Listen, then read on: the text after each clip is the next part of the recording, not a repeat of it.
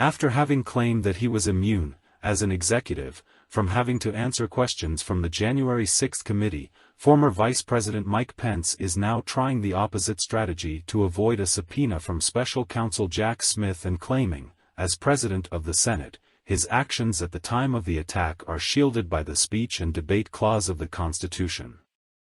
But this strategy is ultimately doomed to fail, argued former White House ethics czar and impeachment counsel Norm Eisen in conversation with CNN's Bianna Golodryga on Tuesday. So what do you make of this rather novel strategy from the former vice president and his lawyers? Asked Golodryga. Bianna, the executive privilege argument to resist testifying has failed, said Eisen. So now they're pulling another arrow from the quiver of constitutional defenses, but it's not gonna work because there is no absolute speech or debate immunity for a vice president or anyone else from showing up and answering the kinds of questions we have here. First, if you look at the speech and debate clause, it says senators and representatives, not presidents of the Senate or other constitutional officers, said Eisen.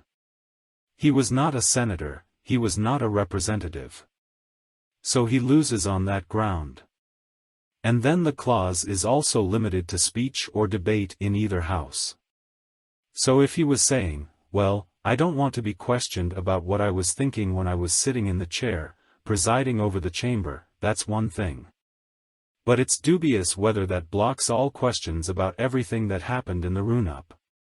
So if you were to advise Mike Pence, which you are not, you say the better solution would have been to follow the Lindsey Graham path, and that is just to show up and answer each question by question and take it from there, asked Golodryga. Well, if I were advising Mike Pence, I would have to give him not only legal advice, but political advice, said Eisen. Pence is in a political pickle, not just a legal one, because he doesn't want to look like he's cooperating with this investigation. He did the same thing, Bianna, with the January 6 investigation. He has to put up a show of resistance.